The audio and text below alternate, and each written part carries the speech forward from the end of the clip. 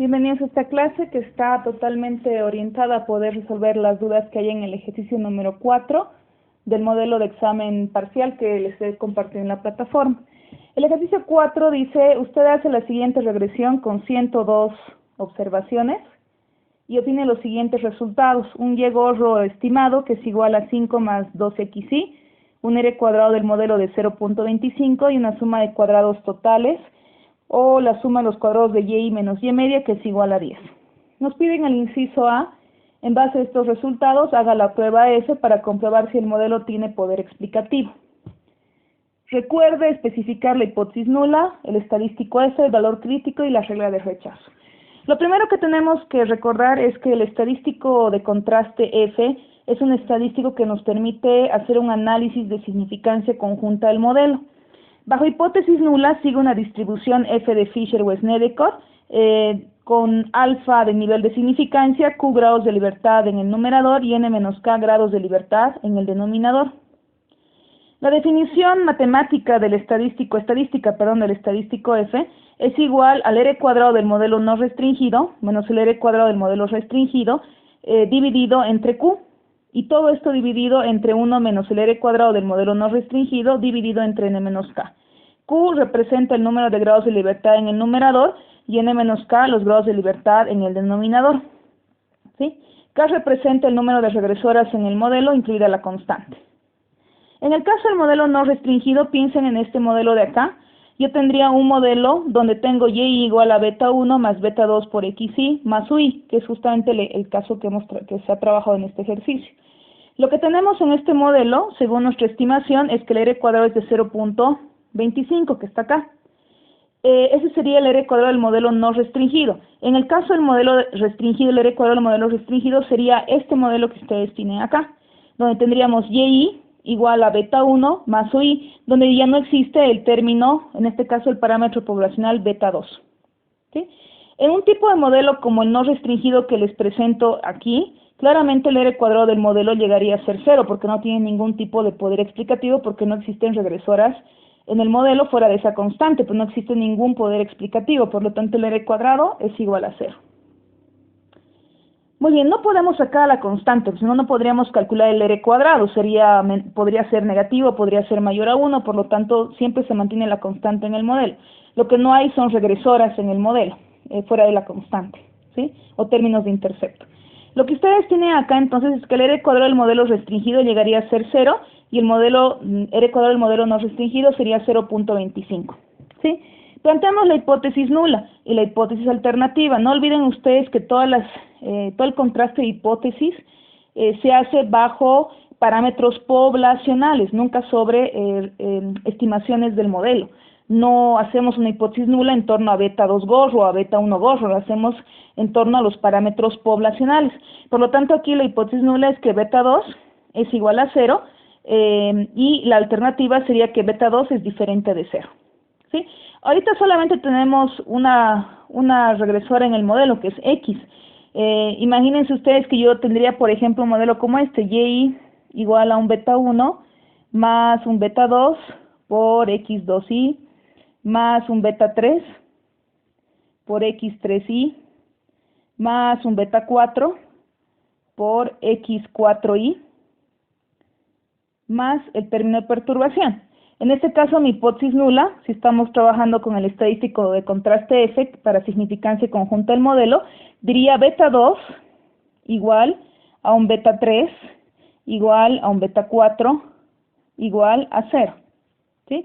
¿Por qué hago esta aclaración? Porque el número de grados de libertad en el numerador, que en este caso es esta Q que ustedes tienen acá, depende del número de igualdades que se encuentren o restricciones que se encuentren en la hipótesis nula. En este caso de nuestro ejemplo, pues fíjense que solo tenemos, lo voy a marcar con rojo, solo tenemos una igualdad o una restricción, ¿sí? Por lo tanto, el número de grados de libertad en el numerador llega a ser solamente 1. Pero si estaríamos con un modelo multivariado, fíjense que acá tenemos una restricción, 2, 3. Por lo tanto, el número de grados de libertad en el modelo, en este ejemplo, sería 3. ¿Sí? Q sería igual a 3. En nuestro caso, Q es igual a 1. Así que yo tengo en el numerador 0.25, que es el R cuadrado del modelo no restringido, menos 0, que es el R cuadrado del modelo restringido, dividido entre 1. Todo eso dividido entre 1 menos el R cuadrado del modelo no restringido, dividido entre los grados de libertad del denominador, que sería n menos 2, o sea, 102 menos 2 es 100. El resultado del cálculo de este estadístico de contraste me sale F igual a 33.33. Entonces ya hemos cumplido con todo lo que nos pide el ejercicio 4, inciso A. Tenemos la hipótesis nula, tenemos el estadístico F, nos falta su valor crítico y la regla del rechazo. Vamos al siguiente slide. Ahorita solo hemos calculado el valor del estadístico F para el caso de nuestro ejercicio, ¿sí? Plantearemos las reglas de rechazo. Les he puesto acá unos recuadritos que nos van a ayudar mucho. La regla de decisión es la siguiente.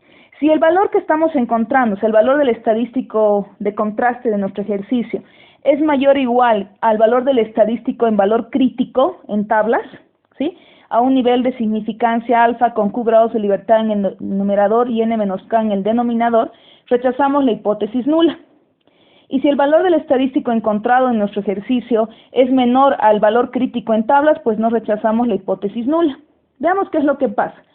Vamos a trabajar con ustedes a un alfa igual a 5% de significancia. Esto quiere decir a un 0.05 por un 0.05 de significancia.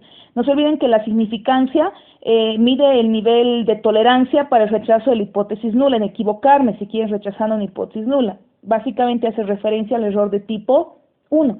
¿Cuál es la tolerancia, el nivel máximo que voy a aguantar con una probabilidad de equivocarme rechazando la hipótesis nula cuando esta en realidad es verdadera? ¿Sí? Muy bien, tenemos el nivel de significancia que es del 5%. Voy a irme a la tabla que les he pasado también en la plataforma. Esta es la tabla del estadístico F. Ustedes tienen acá la distribución F a un alfa o a un nivel de significancia del 5%. También les pasé al 99%, dependiendo de lo que les pida, pues ustedes van a utilizar una u otra tabla, pero normalmente vamos a trabajar con la tabla a un alfa del 5%, o sea, a un alfa, un nivel de significancia del 5%. Fíjense que los grados de libertad en el numerador, Q era igual a 1, y en el denominador era n menos k. Esto quiere decir que esto era 100, ¿sí? ¿Qué es lo que vamos a hacer? Ustedes en la tabla del estadístico F tienen acá los grados de libertad en el numerador y tienen de manera vertical los grados de libertad en el denominador. Por lo tanto, busco Q igual a 1 en el numerador y lo encerré aquí en un recuadrito color rojo, ¿sí? Y buscamos los grados de libertad en el denominador, que es igual a 100.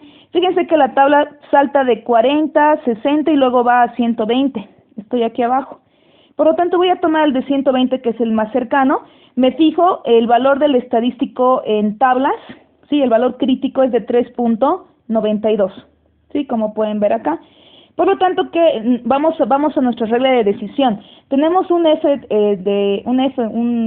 un estadístico de contraste calculado en nuestro ejercicio de 33.33. ¿Sí? En este caso, esto es mayor al 3.92 que estamos encontrando en la tabla del estadístico F.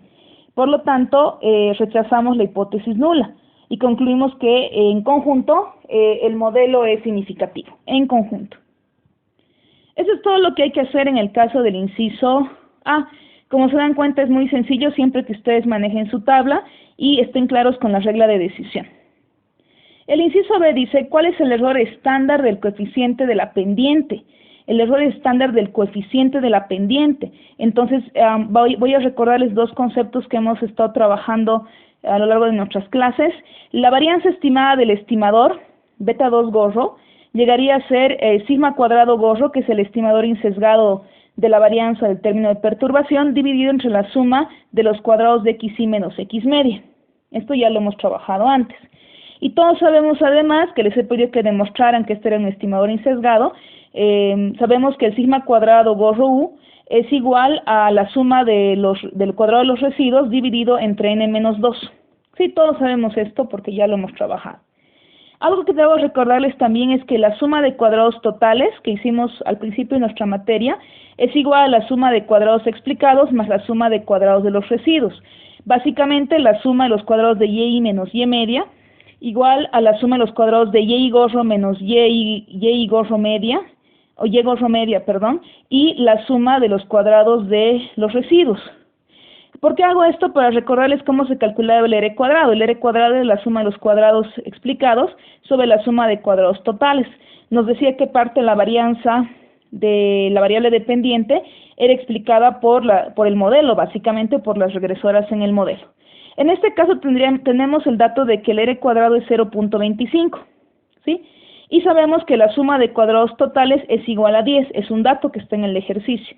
Por lo tanto, la suma de cuadrados explicados es de 2.5 y, lógicamente, matemáticamente, la suma de cuadrados de los residuos llegaría a ser 7.5, porque 2.5 más 7.5 me va a dar 10, ¿sí?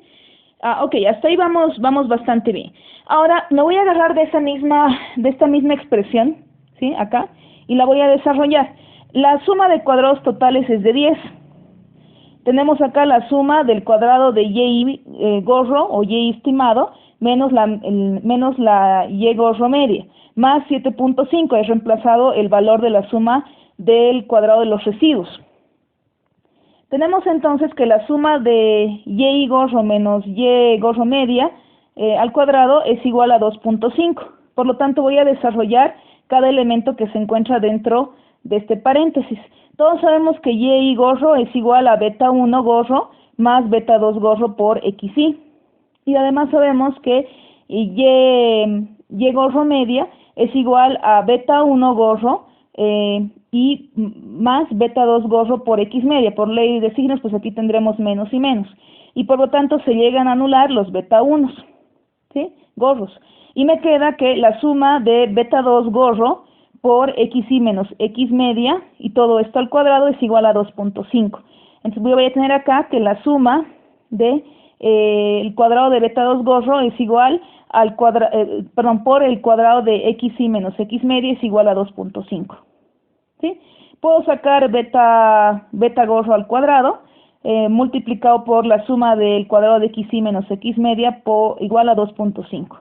Y finalmente me queda que la suma de los cuadrados de xy menos x media es igual a 2.5 dividido entre 2 al cuadrado. ¿Por qué 2 al cuadrado? Porque beta gorro, porque esto está pasando a dividir, ¿no? ¿Sí? Y beta 2 gorro es 2, según nuestro ejercicio. Por lo tanto, va a ser 2.5 entre 4, me da que la suma de los cuadrados de xy menos x media es igual a 0.79. ¿Por qué me sirve este dato? Porque fíjense que acá tengo que utilizarlo para calcular la varianza estimada del estimador beta 2 y luego calcular el error estándar. Muy bien, ya tenemos este denominador entonces de acá, ¿sí? Lo que me falta es calcular la varianza, en este caso la varianza estimada del término de perturbación, que llegaría a ser el sigma cuadrado u, gorrito, ¿sí? Entonces vamos a hacer ese ejercicio también. Veamos qué es lo que tenemos hasta acá. Tenemos que la varianza del beta 2 gorro estimada es igual a sigma cuadrado gorro u, que es el estimador de la varianza del término de perturbación, dividido entre la suma de los cuadrados de xy menos x media. Calcularemos el sigma cuadrado gorro u, ¿sí? Que va a ser igual a la suma de los cuadrados de los residuos dividido entre n menos 2. Yo sé que la suma de los cuadrados de los residuos es 7.5, ya lo hemos hallado antes. Y eso lo divido entre 100 y me queda que esta varianza estimada del término de perturbación es de 0.075. Entonces, como yo ya tengo esto, 0.075, y ya habíamos calculado la suma de los cuadrados de xy menos x media, pues me queda que la varianza estimada del estimador beta 2 gorro es igual a 0.095. ¿Sí? Y todos sabemos que la raíz cuadrada de esa varianza estimada me va a dar los errores estándar del estimador beta 2 gorro, que en este caso va a ser la raíz cuadrada de 0.095, me sale 0.308. ¿Sí?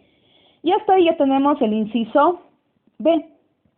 El inciso C me pide haga la prueba T para ver si la variable X es significativa, ¿sí? La hipótesis nula en este caso es que beta 2 es igual a 0, no se olviden que siempre las hipótesis sobre parámetros poblacionales, y la alternativa es de que beta 2 es diferente de 0. Voy a trabajar a dos colas, ¿sí? Fíjense que no tengo mucha información en este ejercicio para poder decir si trabajo a una cola izquierda o una cola derecha. En este caso, como no hay mucha información, pues trabajaré a dos colas. ¿Cuándo podría trabajar a una cola? Por ejemplo, si estoy hablando de precios, ¿no? O de cantidades. Sabemos que los precios podrían llegar a ser cero, pero nunca podrían llegar a ser negativos. Entonces ahí estaría trabajando solamente a cola derecha, ¿no? En la hipótesis alternativa tendría que los precios son mayores a cero, por ejemplo. Si es que mi hipótesis nula es que los precios son iguales a cero. Por lo tanto, en ese ejemplo que les doy de los precios, solamente podría trabajar a cola derecha, con valores positivos. Pero como en este caso no me está dando mayor información, pues trabajo a dos colas, ¿sí? Pero si ustedes tienen información, como les decía, si yo tengo una hipótesis alternativa que me dice que los precios, perdón, una hipótesis nula que dice que los precios son cero, pues la alternativa, si estamos hablando de la demanda, y además de la vida real, todos sabemos que no hay precios negativos, por lo tanto la alternativa será que es mayor a cero. En este caso estaría trabajando solamente a cola derecha, a una cola. Hay información suficiente para tomar la decisión. Pero en el caso de mi ejercicio, no tengo información suficiente, así que trabajo la hipótesis alternativa a dos colas. Dato importante para lectura de tablas, ¿sí? Entonces, ¿cómo se calcula el estadístico T de contraste en este caso? No se olviden que el estadístico T se utiliza para analizar significancia de un parámetro. En cambio, el estadístico F se utiliza para analizar significancia del modelo, de varios parámetros, no solo de uno. Entonces, cuando hay que analizar la significancia de un parámetro en el modelo, utilicen el estadístico T. Y si tienen que testear para varios parámetros, utilicen el estadístico de contraste F. ¿Sí? Ahora, no se olviden que estamos utilizando T y F. ¿Por qué no estamos utilizando, por ejemplo, una normal o una chi cuadrado? Porque no conocemos la varianza del término de perturbación. Justamente por eso, el problema está que no conocemos la varianza del término de perturbación y estamos trabajando con un estimador de esa varianza del término de perturbación y por lo tanto podemos solamente utilizar el estadístico T y el estadístico F para contraste de hipótesis, ¿sí? Si conoceríamos la varianza del término de perturbación, si queremos testear un parámetro, estaríamos trabajando con una distribución normal y para más de un parámetro con una distribución chi cuadrado. Pero en este caso, repito, como no conocemos la varianza del término de perturbación y solo estamos trabajando con un estimador, pues nos queda simplemente trabajar para contraste de un parámetro con el estadístico T y para contraste de más de un parámetro con el estadístico F. ¿Qué son especies, no, de distribuciones normales? Muy bien, tenemos entonces que el valor del estadístico de contraste T va a ser igual al beta 2 gorro dividido entre el error estándar del beta 2, ¿sí? Yo tengo que el beta 2 gorro es 2, está en el ejercicio, y además sabemos que por lo que hemos calculado anteriormente, si es que hay algún error ustedes ya me van a comentar, es igual a el error estándar del beta 2 gorro es igual a 0.308. Por lo tanto, el valor del estadístico T de contraste es de 5.26. Es lo que yo encuentro en mi ejercicio. ¿Cuáles son las reglas de decisión? No se olviden que estamos trabajando a dos colas, así que aquí vamos a rechazar la hipótesis nula cuando el valor del estadístico de contraste calculado sea en valor absoluto sea mayor o igual al valor crítico encontrado en tablas. Fíjense que dice alfa medios, ¿sí? Porque estamos trabajando a dos colas. Entonces, en que si estamos trabajando al 5% de significancia, pues a ambas colas, a cada lado de las colas va a haber 2.5, ¿sí? Y esto obviamente hay que también ver los grados de libertad. Tenemos n menos k grados de libertad, donde k es el número de regresoras en el modelo, incluida la constante, ¿sí? Y lo contrario sería no rechazar la hipótesis nula. Vamos entonces adelante. Aquí les puse la tablita del estadístico T que les pasé en la plataforma. Vamos a trabajar al 5% de significancia. En este caso estoy trabajando a dos colas, y con n menos k grados de libertad, así que aquí tendré T 0.05 dividido entre 2, porque estoy trabajando, ¿no?, como les digo, a ambas colas, y los grados de libertad son iguales a 100, ¿sí? Valor crítico, revisemos entonces, el valor crítico a dos colas. Tenemos 100 grados de libertad, aquí tengo 120, no tengo 100, así que voy a tomar 120, ¿sí? Y tenemos que buscar que ambas colas, como estoy trabajando a dos colas, en cada cola hay 2.5% de nivel de significancia. Por lo tanto, me fijo acá, fíjense, 0.025, eso es 2.5 en cada cola. El valor del estadístico, el valor crítico del estadístico es de 1.980, ¿sí? Que lo noté acá. Imagínense que hubiéramos trabajado a una sola cola. Si hubiéramos trabajado a una sola cola, hubiera tenido que leer este resultado de acá, ¿sí? Porque estaría todo acumulado en una cola. Pero como estoy trabajando en dos colas, divido el alfa entre 2 y busco eso en la tabla, en cuanto al nivel de significancia. Entonces, fíjense que si hubiera trabajado a una cola hubiera trabajado con 0.05, o sea, 5% acumulado totalmente en una cola. Y el valor del estadístico el valor crítico, perdón, del estadístico sería 1.658. Pero como estoy trabajando a dos colas, en este caso tiene que haber 2.5 en cada cola, porque 5 entre 2, 5% entre 2 es 2.5, entonces 2.5% en cada cola. Tengo un valor de crítico en tablas de 1.980, ¿sí? Entonces me fijo que el valor que yo he calculado de mi estadístico T es 5.26, que es mayor, en este caso, a 1.980, que es el valor crítico. Por lo tanto, en ese caso, si volvemos a nuestra regla de decisión, que está acá, en ese caso, pues rechazamos la hipótesis nula. Si rechazas la hipótesis nula, pues concluyes que la variable X es significativa para explicar la varianza de la variable dependiente, en este caso de Y, ¿sí? Y el último inciso es muy sencillo, dice ¿cuál es la suma de los cuadrados de los residuos? Pues claramente 7.5. Y ese es el ejercicio tipo examen que yo le daría pues mayor relevancia para el examen del día viernes. Los ejercicios van a ir más o menos en esa misma línea, así que les pido que revisen, tengan a la mano siempre su tabla F, tengan a la mano su tabla T, etcétera, y no duden en hacer la lectura de estos resultados, ¿no? Cualquier cosa estoy atenta a sus consultas, que estén muy bien.